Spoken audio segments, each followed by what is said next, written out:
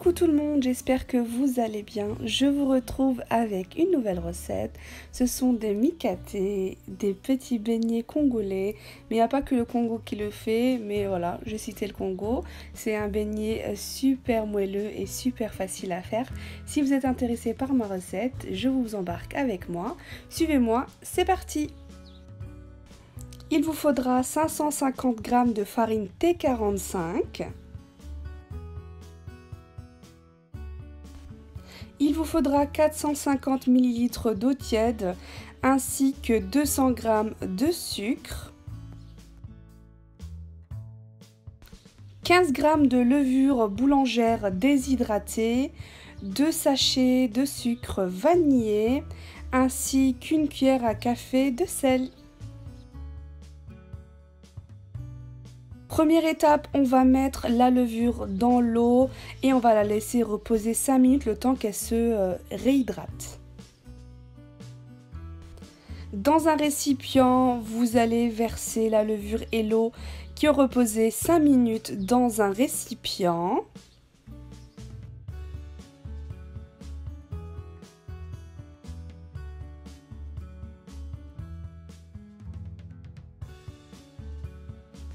Vous allez rajouter le sucre vanillé, le sachet fait 7,5 g, donc ça fait 15 g en totalité. Et donc voilà, vous le versez, vous venez à l'aide d'un fouet ou vos mains mélanger brièvement pour que tout soit plus ou moins incorporé.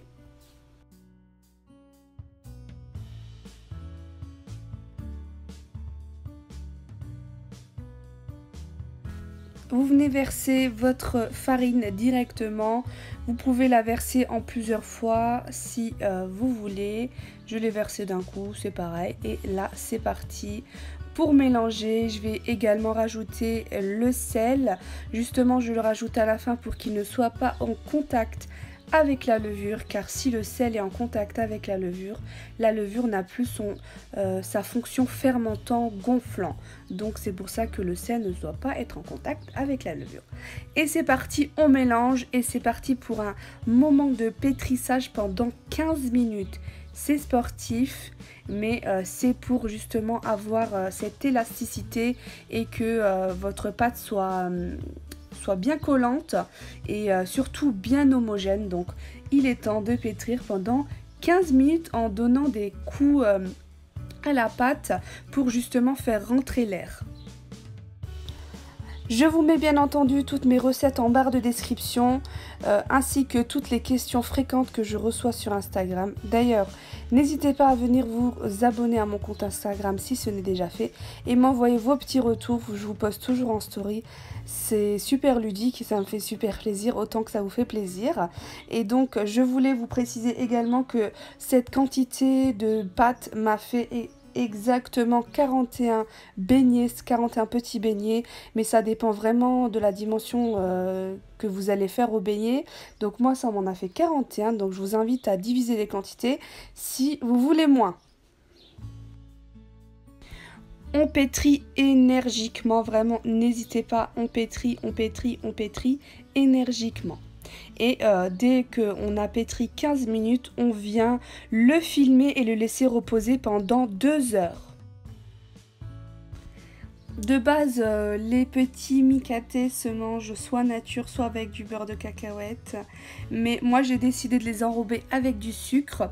Donc, j'ai mis dans un récipient du sucre. Il n'y a pas de grammage, c'est selon vos beignets. Et je viens rajouter 2 sachets de sucre vanillé parce que j'aime trop ça, tout simplement. Donc, je viens en rajouter. Je viens mettre 2 sachets, mais c'est facultatif. Et je viens également mettre 2 cuillères à café pleines de cannelle. Moi, j'adore les beignets avec de la cannelle. Et donc, voilà, vous les consommez avec ce que vous voulez. Vous pouvez très bien les laisser nature et les manger avec du Nutella ou confiture ou ce que vous souhaitez. Donc, j'ai préalablement fait ça. Donc, j'ai également prévu un plat avec du papier absorbant pour justement absorber l'excédent de huile. Vous faites chauffer votre huile et donc vous la faites chauffer bien. Il faut vraiment qu'elle soit bien chaude pour que les beignets prennent directement. Vous prenez 2 cuillères à soupe et vous venez directement le mettre dans l'huile. Je sais que la façon traditionnelle se fait à la main, mais voilà, moi j'ai décidé de le faire à la cuillère, c'était plus simple. Vous pouvez très bien mettre votre pâte dans une poche à douille et venir couper au ciseau avec, à l'aide d'un ciseau, vous coupez votre pâte et ça vous fait des petits beignets comme ça. Donc c'est normal qu'ils sont imparfaits, ce sont des beignets imparfaits. Donc voilà, ce qui est essentiel c'est le goût et vraiment c'est trop bon, super moelleux et super gourmand. Donc vous faites ça pour tout. Et donc voilà, vous faites ça pour tout. Il faut vraiment que votre huile soit bien chaude. Et donc je sais que il y a des personnes qui arrivent à faire des beaux beignets bien ronds, bien homogènes. Mais voilà, à la cuillère c'est imparfait forcément, vu que à la main, avec la pression, ça fait un rond parfait. Mais voilà, à la cuillère c'est imparfait. Mais moi je l'ai voulu ainsi. Donc vous faites comme vous voulez. Si vous vous sentez un peu chaud de le faire, je vous invite à humidifier vos mains et à faire des petites boules à la main. De toute façon c'est très compliqué je trouve, donc même moi je l'ai pas fait, donc voilà quoi. Et donc vous les retournez dès que vous voyez que ça dort un petit peu, vous les tournez. Ça prend à peu près 3 à 4 minutes de cuisson pour la cuisson en fait, pour que ça soit bien doré. Et tout simplement, dès que vous voyez un tout petit peu de place, vous remettez un peu de beignet avec vos petites cuillères ou votre poche à douille ou vos mains si vous y arrivez. Et voilà, de toute façon ça colle pas entre eux, c'est vraiment top. Ça descend au fond de la casserole et ça remonte tout de suite à la surface à l'aide de l'huile. Donc petite technique pour justement faire rentrer l'air au maximum dans vos beignets. Faites attention, c'est dangereux, donc attention à vous. Donc vous prenez votre spatule et vous venez faire des mouvements circulaires pour faire rentrer le maximum d'air. Vous voyez tout de suite que ça gonfle et voilà, ça permet d'avoir une mie super aérée et que ça gonfle super bien, que ça ne retombe pas après la cuisson.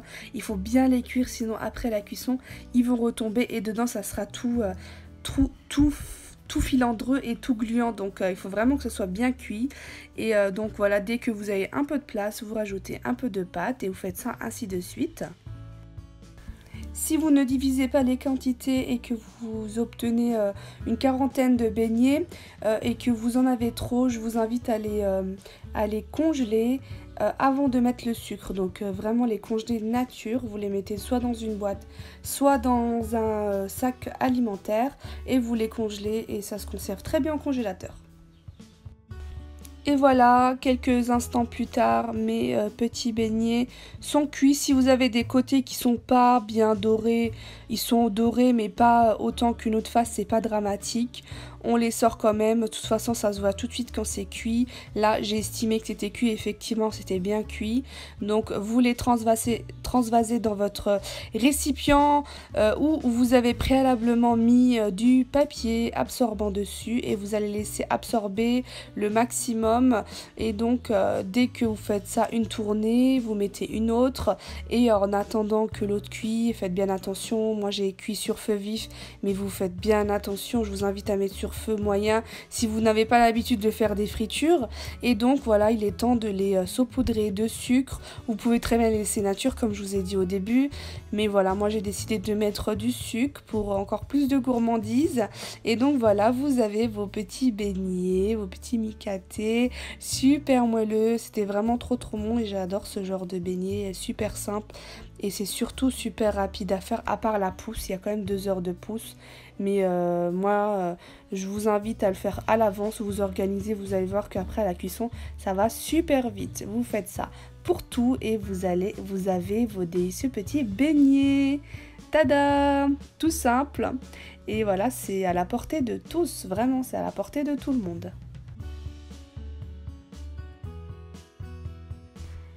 Les petits beignets se conservent très bien. Si vous voulez les conserver au congèle, ne mettez pas de sucre. Vous les conservez nature, vous les mettez dans un sac. Je vous le rappelle que ça m'a fait 41 beignets, donc je vous invite à diviser les quantités si vous voulez moins. Nous, c'est la quantité parfaite. Nous sommes 6 ici et on mange sur plusieurs jours. Donc vraiment, je vous invite à diviser la quantité ou si vous voulez les congeler, congelez-les nature, sans sucre. Je vais vous montrer l'intérieur bien entendu, c'est ce qu'on attend tous toujours. J'espère que ma vidéo vous a plu. N'hésitez pas à vous abonner, d'activer la petite cloche pour ne rien manquer. Et bien sûr, liker, commenter, partager, c'est encourageant et ça me fait toujours plaisir. Je vous dis à très vite pour de nouvelles aventures gourmandesques et safadesques. C'est Safa, des bisous.